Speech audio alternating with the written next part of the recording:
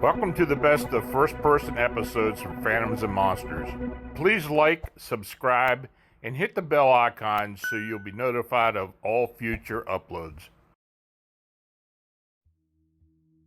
Possible Thunderbird encounter on Pike Lake, Wisconsin. On the Independence Day holiday, my family had a big bash this year. My aunt and her husband even showed up. They shared with me a fascinating story. About 10 or so years ago, they were fishing on a small lake called Pike Lake in Wisconsin. They were on a rowboat when a heavy storm shelf moved in. They said it was supposed to stay north of them, but it shifted and began to move over the lake. The first thing they noticed was the temperature drop by what felt like 30 degrees. Soon after, all the birds flew out in a massive swarm all at once. That's when they knew to get the hell off the lake. It got eerily silent, calm before the storm, and they started to row in towards shore. Soon the wind picked up, and I'm told the water was super choppy, but it was like pitch black, the caps almost crystal-like. Tornado sirens start to ring, and they're struggling against the waves to get back to shore.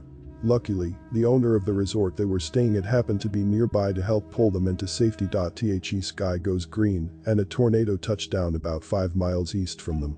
Once it cleared up, they went back out on the lake. And they rode to this lily pad patch. My aunt's husband said he's casting and looking at this tree. As they drift closer towards it, he said the tree just did not look right, he couldn't put his finger on it. When they're about 10 feet from the shoreline and the tree, a head turns slowly. A massive curved beak stood out to him. Then it drops from the tree and spreads its wings. They say the span was massive, at least 15 to 16 feet. He screams to my aunt, "Look at the size of this thing." It swoops over them close enough to see the detailed veins on the feathers. They said it was a dark gray with a purplish sheen to it. As it flew off, it didn't flap its wings like a typical bird trying to attain lift. It was very slow and steady, and they could hear the whoosh, whoosh with each flap. To this day they swear to this account. They said they know for sure it wasn't a heron or sand crane. The curved beak was more aligned to some kind of hawk. But it was bigger than any hawk they'd ever seen, including eagles. When I mentioned that their story and description reminded me of the Thunderbird, my aunt's husband seemed kind of like something finally clicked, as if he'd never considered that before. I pulled up a picture of some Native American totems with a Thunderbird present, and I could see the color drain from his face. I swiped to an artist rendition of what one may look like, and he says, "You know, I've never considered that. But I swear that's what it had to be. It looked almost like that's exactly, just slightly different color." I'd never seen anything like that before or since. Now, I'm not saying that what they saw wasn't something explainable or misidentified. However, their sincerity and knowledge of the local wildlife, they frequently fish in the area, compels me to believe they definitely saw something that was a bit out of the ordinary. J.M.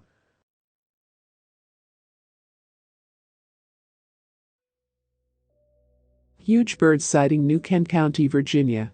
I was driving west on New Kent Highway, just before Route 106, in Virginia, around 8:30 a.m., driving under the speed limit of 45. Yes, I'm one of those people, and I came around a bend and slowed down more, because about 30 yards ahead of the car, a huge bird was in the center of the road, straddling the dotted line with its back to me.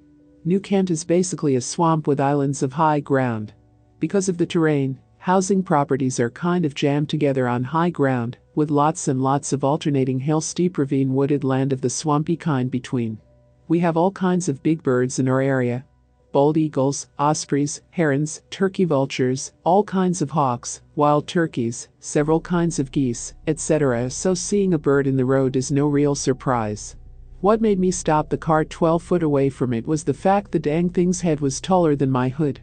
I could feel myself starting to grin, that grin we do when we just cannot believe what we are seeing, and suspected JOKE when it opened its wings. I won't tell you what I said then, you just use your imagination. I was on a 2-lane country road with gravel shoulders.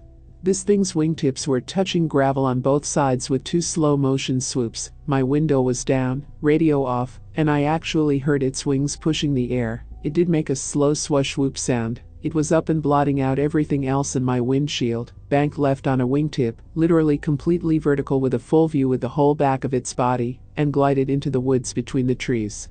I remember craning my head over the steering wheel and up to see all of it as it banked. I have no idea how long I sat there in the middle of the road with my mouth open, totally blank, mentally, feeling like I had been slapped silly. The only word that surfaced was Thunderbird. Now, like most American kids, I had heard of Thunderbirds, but honestly, I had never given a single thought as to what they would look like. But that was the word that surfaced. I supposed, if you had asked me before that day, I would have drawn a Micmac totem pole style thing. This was not that. When I finally cruised past where it had cut through the woods, you can believe I was looking for it. No sign. I immediately called my man, feeling silly and not mentioning what I thought it was, and asked what bird in VI had a 15-foot wingspan. I wasn't brave enough to tell him it was more like 20 foot. He said none. The California condor, but none here. To his credit, he didn't try to tell me I hadn't seen what I was describing, merely suggested that it may have seemed bigger than it really was due to proximity. But here's the thing. My beloved grandfather was a mountain man, a lifelong hunter and naturalist. He would take us camping my whole childhood, teaching us about wildlife from up close. He taught me how to estimate an animal's size from surrounding markers. And you can't get more specific than a road span. So what the heck did I see? It was dark colored, looked a dark charcoal color while on the road, but its feathers were a rusty red-brown when it launched into the sunlight. Its tail was a long triangle, with a very slight point on the end center, like a hawk's. Its wings. Let me just say, its wings were just unbelievable. I had a hard time looking at both at the same time. I had to look from one to the other. They weren't shaped like a hawk's, more like a seagull's, if you can picture it. Its body was torpedo-shaped, no neck to speak of and a flat head. Due to the angle, I didn't see its face or beak, and when I could see it bank, I was honestly trying to take in the wings, and couldn't tell you anything about the shape of the head in flight. Though, I think if it had a long neck and extended it in flight, I would have noticed. The impression I got of the legs were short and stubby. I didn't see the feet. It's been sitting there, in the back of my mind, bugging the hell out of me. What was it? I've been trying to talk myself out of having seen it. I didn't try to look it up, because that would make it real. Does that make sense?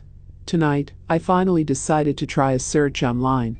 Largest bird in Virginia, wingspans of Virginia birds. Kind of searches. Nothing to match. The man, always direct and honest, finally said, "Search Thunderbird." Feeling sheepish, I did. Every description of modern Thunderbird sighting sounds like what I saw. Go ahead. Laugh. I don't blame you. You weren't there. A week ago, I would have done the same. Stacy.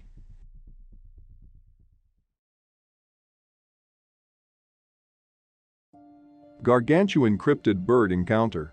Sir, this is my statement that you requested after our telephone conversation.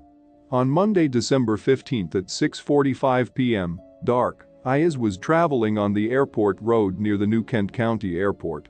This section of road went by the New Kent Trash Collection Center. The road is bordered by woods on both sides. As I approached this location, I noticed something large and dark on the road very near the trash collection lot. I hit my brakes and came within 50 feet of what appeared to be a huge bird.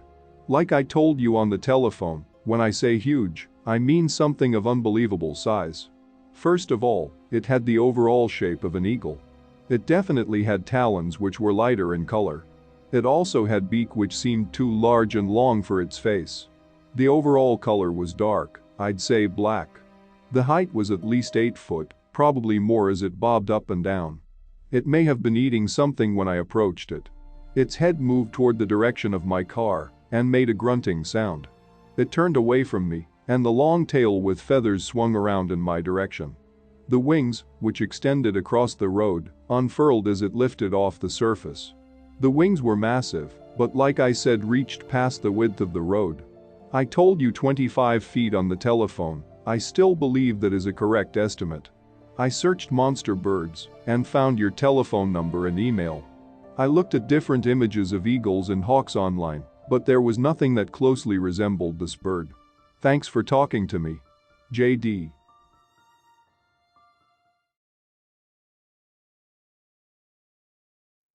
Pterosaur Thunderbird in Walworth, New York. Hope this finds you well. I wanted to share this story with you because I would really like to see if it can be identified. I'm in upstate New York, Walworth, in Wayne County, 10 miles east of Rochester, New York. Last Sunday evening I was at our school track jogging while my daughter was at cheerleading practice in the gym. Our community is very rural, so the track is at the back of the school complex and surrounded by woods and fields, thus very dark at night. I was listening to a podcast through my earbuds while jogging but happened to notice a low-flying helicopter in the backfield, traveling along Eddy Road. It seemed to go back and forth a couple of times, and that's when I noticed it had searchlights trained on the ground. It also landed in the field for about 10 minutes. I took the earbuds out and listened for a minute, but didn't hear or see anything that made me think I should leave the area, so I continued to jog. The helicopter eventually took back off and flew away seemingly towards the city and airport. Soon after I started to hear this sound coming from the field across Eddy Road. It was about a football field's length from me to where the sound seemed to be coming from. I quickly turned off the podcast and opened the voice memo app on my iPhone to record. For some reason it only recorded 24 seconds. It was just 8 p.m. at this point, so I ran back to my car, an additional half to full football field's length from where the sound was coming from, because the girls were getting out of practice. I got into my car to listen and make sure I had captured the sound on the recording, and I had. At this point my daughter got into the car. When she opened the door, I could still hear it, even though we were surrounded by lots of teenage girls and their parents picking them up. I have played this recording for a number of people, both wildlife experts and paranormal cryptid investigators, but so far there isn't anyone who can identify it. What I can say, and the reason I keep talking about the distance, is that it had to be very big. Some people have not been able to open it on their computers. It does sound bird-like, and one other person suggested the Thunderbird to me. We do have many large birds of prey here, but none that make this particular cry, and are that loud, indicating a larger size. Thanks, Sid. This is Lon Strickler. If you like this program, it would help us if you would give it a thumbs up. Then subscribe and click the bell icon so you get notification when we upload new first-person encounters. We have many more to come very soon. And by the way, if you have a suggestion or an experience of your own, please leave a comment.